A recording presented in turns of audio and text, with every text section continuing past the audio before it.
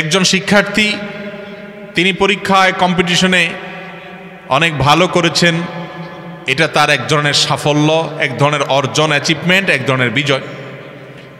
আপনি আপনার জীবনের কোনো একটা লক্ষ্যে পৌঁছতে পেরেছেন, সেটা আপনার আল্লাহর তরফ থেকে পাওয়া একটা সাফল্য, বিজয় কোনো কোনো ক্ষেত্রে।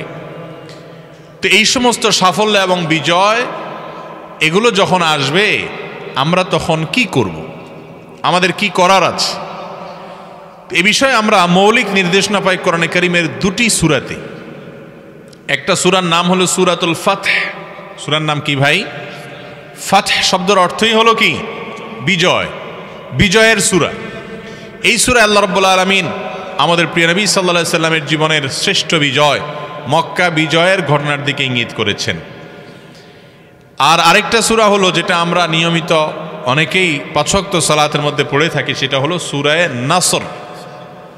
30 নম্বর পারার একেবারে শেষের দিককার সূরা, সূরা ইযা জাআ নাসরুল্লাহি ওয়াল ফাতহ। এই নাসর শব্দের অর্থ হলো সাহায্য।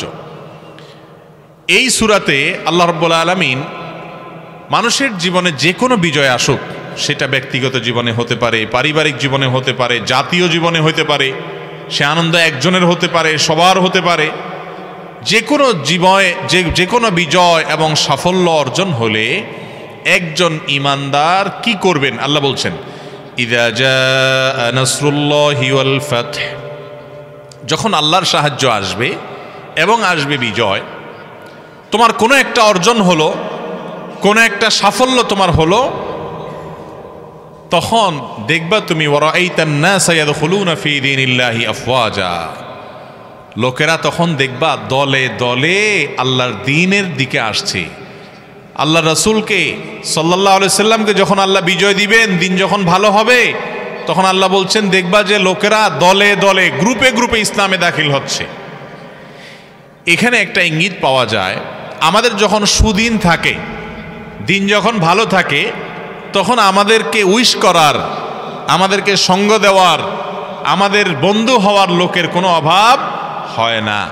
তেল যার মাথায় আছে তাকে সবাই তেল দিতে চায়, ঠিক না?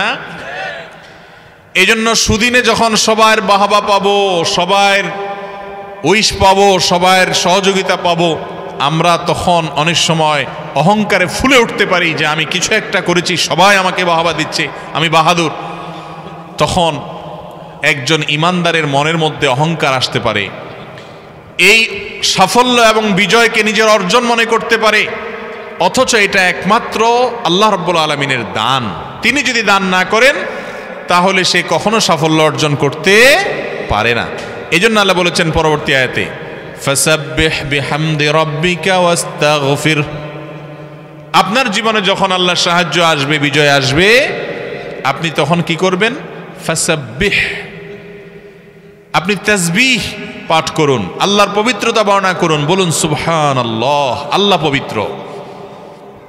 ওয়া বিহামদিহ, এবং আল্লাহর প্রশংসা করুন, অর্থাৎ প্রশংসা মাখা, প্রশংসা মিশ্রিত পবিত্রতা বর্ণনা করুন। তার মানে সুবহানাল্লাহি ওয়া বিহামদিহি বলুন। সুবহানাল্লাহি ওয়া বিহামদিহি হলে তার অর্থ কি দাঁড়াবে? আমি পবিত্রতা বর্ণনা করছি আল্লাহর এবং প্রশংসা করছি তার। কেন? কারণ তিনি আমাকে বিজয় দিয়েছেন, সাফল্য এনে দিয়েছেন। যে কোনো অর্জনের পর আল্লাহর দানে আপনি পেয়েছেন এটা মনে করার সঙ্গে সঙ্গে আগে অহংকার থাকলেও দেখবেন মাথা নত হয়ে গেছে, এবং আল্লাহর নেয়ামতের স্বীকৃতি আপনি মুখে উচ্চারণ করলেন, মনে উপস্থিত করলেন, সঙ্গে সঙ্গে দেখবেন আপনার ভেতরকার অহংকার দূর হয়ে গেছে ইনশাআল্লাহ। অহংকার দূরের জন্য এটা পরীক্ষিত আমল, আল্লাহর বাতানো আমল। তাহলে বিজয় অর্জন হলে প্রথমত সুবহানাল্লাহ বলতে হবে, এরপর আলহামদুলিল্লাহ বলতে হবে বেশি বেশি করে, ওয়াস্তাগফিরহু, এবং ইস্তিগফার করতে হবে আল্লাহর কাছে, ইস্তিগফার করতে হবে আল্লাহর কাছে, ক্ষমা প্রার্থনা করতে হবে। আপনারা বলতে পারেন যে বিজয় অর্জন হয়েছে, এটাতে কোনো পাপের কাজ হয় নাই, গুনার কাজ হয় নাই, তাহলে ক্ষমা প্রার্থনা কেন করতে হবে? ক্ষমা চাইতে হয়তো অপরাধ করলে, বেচারা বিজয় অর্জন করেছে, আল্লাহই তাকে বিজয় দিয়েছে, তাহলে আবার ক্ষমা চাইবে কেন? তো ক্ষমা চাওয়ার অনেক কারণ থাকতে পারে। তার একটা কারণ এটাও হতে পারে, যে কোনো বিজয় এবং সাফল্য অর্জন করতে গিয়ে যে দীর্ঘ পথ আমাদেরকে অতিক্রম করতে হয়, সেটা করতে গিয়ে অনেক ভুল ত্রুটি হতে পারে। অর্জনটা তো আমি ঠিকই মাঠে তুললাম, ঘরে তুললাম, সফল হলাম, বিজয় লাভ করলাম, কিন্তু এর পেছনে আমার যদি ভুল বিচ্যুতি হয়, ত্রুটি হয়, আল্লাহ যেন সেটা মাফ করে দেন, সে দোয়া করা। আবার এই বিজয়কে আল্লাহর নেয়ামত না মনে করে নিজের কৃতিত্ব আর বগলবাজি করে আমি আল্লাহর নেয়ামতের নাশকর হই কিনা, কুফরিতে লিপ্ত হই কিনা, সেজন্য আমার মনের ভিতরে কোনো অহংকার আসে কিনা, এসেও থাকতে পারে। সেজন্য আল্লাহর কাছে ইস্তেগফার করা, আস্তাগফিরুল্লাহ ওয়া আতুবু ইলাইহি পড়া, এটা হলো বিজয় অর্জনের পর 3টি কোরআনী আমল। সুবহানাল্লাহ বলা, আলহামদুলিল্লাহ বলা এবং ইস্তেগফার করা। বিজয় হলে, সাফল্য পেলে, দিনকাল ভালো গেলে, কোনো কারোর সাথে কম্পিটিশনে জিতলে, কোনো বিষয়ে আল্লাহর সাহায্য পেয়েছেন মনে হলে সঙ্গে সঙ্গে সুবহানাল্লাহি ওয়া বিহামদিহি এবং আস্তাগফিরুল্লাহ পড়ব। মনে থাকবে তো ইনশাআল্লাহ। 3টা কোরআনে আমল পাইলাম। 4th আমল হাদিস থেকে পাওয়া যায়। নবী করিম সাল্লাল্লাহু আলাইহি সাল্লাম বলেছেন, মান লাম ইয়াশকুরিন নাস লাম ইয়াশকুরিল্লাহ। যে ব্যক্তি মানুষের শুকরিয়া আদায় করে না, যে ব্যক্তি মানুষের কৃতজ্ঞতা আদায় করে না, সে আল্লাহরও শুকরিয়া আদায় করে না। আমাদের সমাজে অনেক মানুষ দেখবেন যাদের জীবনে কোনো অর্জন হলে, কোনো সাফল্য এলে, কিছু একটা করতে পারলে তিনি শুধু নিজের বিভিন্ন কারিশমা জাহির করতে থাকেন, নিজের ফজিলত বয়ান করতে থাকেন, নিজের অনেক কর্তৃত্ব। দেখছেন আমি এই পর্যন্ত আসছি, বহুত রক্ত ঘাম জড়ায় আসছি, এমনি এমনি হয় নাই। এই যে গাড়ি বাড়ি, টাকা পয়সা, এই যে সাফল্য, এত কিছু, এগুলো এমনি এমনি হয়েছে, আমার মাথার ঘাম পায়ে জুড়ছে। বলে কি বলে না? অনেক সময় আল্লাহর শুকর আদায় করে যা আল্লাহ দিছে। কোনো মানুষ তার সাফল্যের পেছনে শুধুমাত্র আল্লাহর শুকরিয়া আদায় করে, কিন্তু এই সাফল্য অর্জন করার জন্য, এই বিজয় পাওয়ার জন্য যারা অবদান রেখেছেন, যাদের ত্যাগ আছে, যাদের আত্মত্যাগ আছে, যাদের কন্ট্রিবিউশন আছে, যাদের অংশগ্রহণ আছে, তাদের যদি কৃতজ্ঞতা আপনি আদায় না করেন আর মুখে খুব আল্লাহর প্রশংসা আদায় করেন, তো এই প্রশংসা আল্লাহ রাব্বুল আলামিন অ্যাকসেপ্ট করবেন না। যে মানুষের সাথে বেঈমানি করে, মানুষের নাশুকরি করে শুধু আল্লাহর শুকরিয়া আদায় করলে সে আল্লাহর শুকরিয়া আল্লাহর কাছে গ্রহণযোগ্য হয় না। অনেক মানুষ আছে দেখবেন যে তার বিশেষ কোনো অর্জন হলো, সাফল্য এলো, বিজয় এলো, দিন ভালো আসছে, তো সে ঘন ঘন আল্লাহর কথা বলে। এটা তো ভালো কথা। অনেকে তো আল্লাহর কথা বলে না, নিজের কর্তৃত্বের কথা বলে। কিছু লোক আছে সাফল্য এলে শুধু নিজের কর্তৃত্বের কথা বলে, নিজের কারামতি জাহির করে যে আমি হান করছি, তান করছি, আল্লাহর নাম মুখে নেয় না। এগুলো তো পুরাই নাশুকরি এবং কুফরের ভিতরে লিপ্ত। আল্লাহ হেফাজত করুক। 2 নম্বর, সেকেন্ড ক্লাস যেটা, সেটা প্রথমটা হলো থার্ড ক্লাস। সেকেন্ড ক্লাস হলো যে আল্লাহ শুকর আদায় করে কিন্তু মানুষের কৃতজ্ঞতার কথা স্বীকার করতে রাজি আছে না? না এরকম লোক যাদের মাধ্যমে সে পর্যন্ত আসছে, সহযোগিতা আসছে, তাদের কারণ নাম মুখে নিতে রাজি না। আল্লাহটা বলে আল্লাহ দিছে, ক্ষতি হইলে তখন মানুষের দোষ দেয় যে তোমার কারণে ক্ষতি হয়েছে, আর উপকারটা আপনার মাধ্যমে হইলে ওইটা আর বলে না, তখন বলে কে করছে? আল্লাহ করছে। সে মনে করে আমি আল্লাহ শুকর আদায় করে আল্লাহর তো খুশি করে ফেলছি, আল্লাহর সাথে কানেকশন ক্লিয়ার, এটার স্বীকৃতি না দিলাম। কিন্তু আল্লাহ বলেন সেই স্বীকৃতি আল্লাহ গ্রহণ করেন না।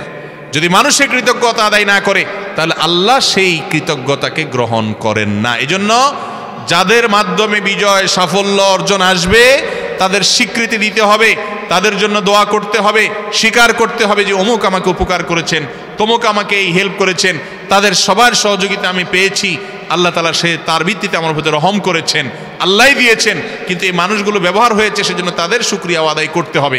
তারপর সে আল্লাহ শুকরিয়া আদায় করলো, তাহলে বিজয় সাফল্য এগুলো অর্জন হলে আমরা 4 নম্বর যে কাজটা করব, যাদের মাধ্যমে আমরা এগুলো অর্জন করব তাদের জন্য দোয়া করব, তাদের কর্তৃত্বের, তাদের কৃতিত্বের এবং তাদের নেয়ামতের, তাদের অবদানের স্বীকৃতি আমরা দেব।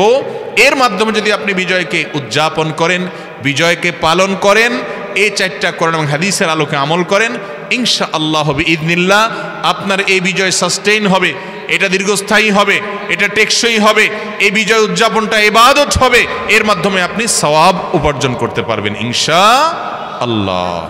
আমল করব তো ইনশাআল্লাহ। আমাদের জীবনে যত বিজয় আসবে, যত সাফল্য আসবে, এই 4 কাজ যেন আমরা না ভুলি।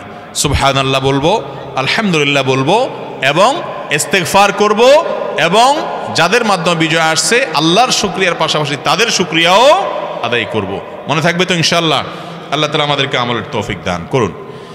দ্বিতীয় যে বিষয়ে কথা বলতে চাই সেটা হলো, আমরা সবাই জানি ডিসেম্বরের একেবারে শেষের দিকে এসে 31st নাইট উদযাপন হয়ে থাকে, এবং এর সাথে আমাদের তরুণরা অনেক ঘনিষ্ঠভাবে জড়িয়ে যাচ্ছে, মিশে যাচ্ছে, এই কালচারের সাথে মিশে একাকার হয়ে যাচ্ছে। আল্লাহ রাব্বুল আলামিন মুসলমানকে এত সমৃদ্ধ করেছেন। মুসলমানের জীবন বিধান দিয়েছেন কে? স্বয়ং সৃষ্টিকর্তা আল্লাহ রাব্বুল আলামিন। এজন্য মুসলমানের জীবন যাপনের যে পদ্ধতি, সিস্টেম, যে নির্দেশ নিষেধ আল্লাহ এবং তার রাসূল দিয়েছেন, এর চাইতে উত্তম কোনো মেথড পদ্ধতি পৃথিবীতে হতে পারে না। মানুষ তথাকথিত স্বাধীনতার নামে, মুক্ত চিন্তার নামে আল্লাহর দাসত্ব, আল্লাহর গোলামি থেকে সরে গিয়ে নিজের নফস এবং প্রবৃত্তির দাসত্বের জিঞ্জিরে আবদ্ধ হয়, সে খেয়ালও করে না। যারা নিজেদেরকে মুক্ত মনা দাবি করে তারা মনে করে আমরা মুসলমান, আমরা আল্লাহর দাস, আমরা আল্লাহ আল্লাহ রসুলের কথার বাইরে চলতে রাজি না, তার মানে আমরা মুক্ত মনা না, আমাদের মনটা আবদ্ধ। তারা মুক্ত মনা। তো যারা মুক্ত মনা হয় তারাও আসলে দাস। পৃথিবীতে কোনো মানুষ দাস ছাড়া নাই, সবাই দাস। কেউ আল্লাহর দাস আর কেউ নিজের নফস এবং প্রবৃত্তির দাস। তার নফস তাকে যখন যেটা বলে তখন সে অর্ডার তামিল করে। তার রব সে নিজের নফসকে বানিয়েছে। আফরাআইতা মান ইত্তাখাযা ইলাহাহু হাওয়া। তার নফসকে, প্রবৃত্তিকে সে ইলাহ আর মাবুদ বানিয়েছে। আর আমি আমার রব মহান সৃষ্টিকর্তাকে মাবুদ বানিয়েছি। এর মধ্যে কে শ্রেষ্ঠ, কে উত্তম সেটা বলার অপেক্ষা রাখে না। ও মুসলমানের সন্তান, 31st নাইট আপনাকে উদযাপন করতে হবে, নববর্ষ আপনাকে উদযাপন করতে হবে। আপনার জীবনে আনন্দ বিনোদনের জন্য নির্মল, স্বচ্ছ এবং পবিত্র দুটি ঈদ ইসলাম আপনাকে দিয়েছে। সেগুলো কি যথেষ্ট নয়? যত উৎসব আছে, মানুষ নিজের প্রবৃত্তির পূজা করে যেগুলো করে, এই সমস্ত উৎসবের পেছনে ভোগ আছে, কোনো ত্যাগ নেই, সেগুলোতে কোনো নির্মলতা নেই, সেগুলোতে কোনো পবিত্র আনন্দ নেই। এই জন্য দেখবেন 31st নাইটের আনন্দে মানুষ মাদকে আসক্ত হয়ে মদ খেয়ে বুধ হয়ে পড়ে, আল্লাহর দেয়া নেয়ামত আকল বিবেক এটাকে নষ্ট করে, পাপাচারের পথে পা বাড়ায়। এখানে কোনো সামাজিক মূল্যবোধ বলতে কিছু থাকে না, গরিব দুঃখীকে দান করার বিষয় থাকে না, শুধু ভোগ করো, ভোগ করো, ভোগ করো। যত নববর্ষ আছে সব নববর্ষ মানে তুমি ভোগ করো, এখানে ত্যাগের কোনো শিক্ষা নাই। আর ইসলাম আমাদেরকে এমন এক আনন্দ দিয়েছে যে তুমি আনন্দ করবা ঈদুল ফিতরে, আগে গরিবের ঘরে খানা পৌঁছাও, গরিবের মুখে হাসি ফোটাও, এরপরে তুমি মসজিদে ঈদগাহে গিয়ে তুমি হাসো, মানুষের মুখে আগে হাসি ফোটাও। ঈদুল আজহা এসেছে, কোরবানির গোশত গরিব দুঃখীকে দাও, আত্মীয় স্বজনকে দাও, তুমি খাও। তাহলে ইসলাম যে উৎসব দিয়েছে সেই উৎসবটা সমাজের মানুষের জন্য অধিক উপযোগী না মানুষের বানানো এই সমস্ত উৎসব যেগুলা মুক্তমনারা তথাকথিত তারা যেগুলার আবিষ্কার করে, যেগুলার মার্কেটিং করে, সেগুলো এই সমাজের জন্য অধিকতর উপযোগী বলার অপেক্ষা রাখে না। নববর্ষ বা বছরের নতুন দিনটাকে বিশেষভাবে উদযাপন করে আনন্দ ফুর্তি করে কাটানো, এটা অগ্নিপূজকদের কাজ। তারা নাইরোজ পালন করত। নাই ফার্সিতে মানে নতুন, রোজ মানে দিন। নাইরোজ মানে হলো নতুন দিন, তার মানে বছরের প্রথম দিন। এটা তারা পূজা করত। সেখান থেকে এই ফরম্যাটটা বিভিন্নভাবে চেঞ্জ হতে হতে এখন সেটা 31st নাইট বা নিউ ইয়ার উদযাপন নামে আমাদের কাছে আসছে। ও মুসলমানের সন্তান, আপনি তো এত কাঙ্গাল না, আপনার সংস্কৃতির মধ্যে কোনো অভাব নেই। আপনার জীবনের প্রত্যেকটা ক্ষেত্রে কোরআন এবং হাদিস সুস্পষ্ট নির্দেশনা আপনাকে দিয়েছে। আপনি অন্য কারোর কালচার যদি ধার করে আনতে হয় তাহলে মনে রাখতে হবে আপনি কেমন যেন আপনি সমুদ্রে পড়ে থেকে পানি পানি করে চিৎকার করছেন। আপনার চাইতে সমৃদ্ধ আর কেউ নেই, আপনাকে আল্লাহ তাআলা সবচেয়ে সমৃদ্ধ করেছেন। অতএব এই সমস্ত নষ্ট কালচারের পথে পা বাড়াবেন না, এগুলো কখনো সুখ দেয় না। যারা এই সমস্ত ভোগের পেছনে পড়ে থাকে তাদের সেই ভোগটা নোংরা ভোগ থাকে, পরিচ্ছন্নতা নির্মলতা থাকে না। আপনি খেয়াল করেন ঈদুল আজহাতে, ঈদুল ফিতরে যে আনন্দটা আমরা করি, কিচ্ছু না করেন ঈদগাহে যান, ঈদের নামাজ পড়ে বাসায় ফিরেন, যে নির্মলতা, যে স্বচ্ছতা, যে সুন্দর পবিত্র আনন্দের অনুভব আমরা করি, সেটা কখনো এই সমস্ত ভোগের, এই সমস্ত কাফির এবং মুশরিকদের শেখানো তথাকথিত দিবস পালনের পেছনে থাকে না। আল্লাহ তাআলা আমাদেরকে এই সমস্ত নষ্ট কালচার থেকে নিজেদেরকে বাঁচিয়ে রাখার তৌফিক দান করুন। মানুষের পয়সা কড়ি বাড়তেছে, দিন দিন মানুষ সুখে শান্তি থাকতেছে, এগুলো খরচ করার জায়গা খুঁজে পায় না, তো যাই এই সমস্ত দিবস উদযাপন করে ফুর্তি ফার্তা করে। মুসলমানের ফুর্তির জন্যও আল্লাহ তাআলা নীতিমালা বলে দিয়েছেন না, দেন নাই? মা আতাকুমুর রাসূলু ফাখুযুহু ওয়া মা নাহাকুম আনহু ফান্তাহু। আগে আয়াত শুনিয়ে দিয়েছি। আমাদের আদর্শ আমাদের রাসূল সাল্লাল্লাহু আলাইহি ওয়াসাল্লাম, তিনি আমাদের অভিভাবক, তিনি আমাদের গাইড, তিনি আমাদের হেদায়েতকারী, জান্নাতের পথ দেখিয়ে গেছেন। অন্য কোনো পথে আমাদের কল্যাণ নাই। অশ্লীলতার বিস্তার যারা করতে চায়, সমাজকে যারা নষ্টের দিকে নিতে চায়, এদের কারণে আজ বিবাহ বিচ্ছেদের হার তরতর করে বাড়তেছে। এদের কারণে আজ সন্তানরা বাবা মার অবাধ্য হচ্ছে। এদের কারণে আজ অসামাজিক কার্যকলাপ হচ্ছে। এদের কারণে আজ কথায় কথায় যখন তখন আমরা শুনি পত্রপত্রিকায় যে নারী নির্যাতনের শিকার হয়েছে, পাশবিক নির্যাতনের শিকার হয়েছে। বিবাহ বহির্ভূত হারাম সম্পর্ক এটা সমাজে যত বেশি থাকবে, সমাজ তত অস্থিতিশীল হবে, তত খুন খারাপি হবে, তত মাদকের কারবারি হবে, তত সমাজ নষ্ট যাবে, উচ্ছন্নে যাবে, আত্মহত্যা বাড়বে, পরিবারের বন্ধনের বাইরে চলে যাবে, বাইন্ডিংসগুলো আর পারিবারিক থাকবে না, মুরব্বীদের প্রতি শ্রদ্ধাবোধ থাকবে না। মুক্তির একমাত্র পথ হলো কোরআন এবং হাদিসের ছাঁচে ওঠা, এছাড়া আর মুক্তির কোনো পথ খোলা নাই। অনেক পদ্ধতি মানুষ ট্রাই করবে, এমনে চলে দেখি কেমন লাগে, অমনে চলে দেখি কেমন লাগে, ঘুরে ফিরে এক পর্যায়ে তাকে অবশ্যই ইসলামের কাছে আসতে হবে। নারীকে পর্দাহীন করে তথাকথিত স্বাধীনতা যারা উদযাপন করে, এরাও একটা পর্যায়ে যখন দেখে যে নারী নির্যাতনের হার কোনোভাবে থামানো যাচ্ছে না, উন্নত বিশ্বের এত সভ্যতার দাবিদাররা তাদের মধ্যে সেকেন্ডে সেকেন্ডে নারী নির্যাতনের শিকার হচ্ছে। যত লোক যত মেয়ে কর্মস্থলে কাজ করে, প্রায় রিপোর্টে দেখা যায় তাদের সবচেয়ে বড় অংশ, বেশিরভাগই কোনো না কোনোভাবে পাশবিক নির্যাতনের শিকার হয়। তখন আল্লাহর যে আয়াত ওয়াকারনা ফি বুয়ুতিকুন্না, নারীরা তোমাদেরকে আল্লাহ নির্দেশ করেছে তোমরা বাসার ভেতরের সাইড দেখবে, তোমাদের স্বামীরা, বাবারা, পুরুষরা, ভাইয়েরা তারা বাহিরের সাইড দেখবে। দুই সাইড আল্লাহ তাআলা ভাগ করে দিয়েছেন।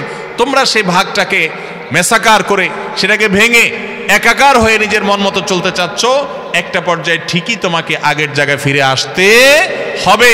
ক্লান্ত হয়ে, পরিশ্রান্ত হয়ে শয়তান এদিক সেদিক নিবে, এরপর তুমি ঠিকই একসময় বুঝতে পারবে শান্তি এবং কল্যাণ সেই পথে, যে পথে আল্লাহ এবং তার রাসূল সাল্লাল্লাহু আলাইহি সাল্লাম বলেছেন।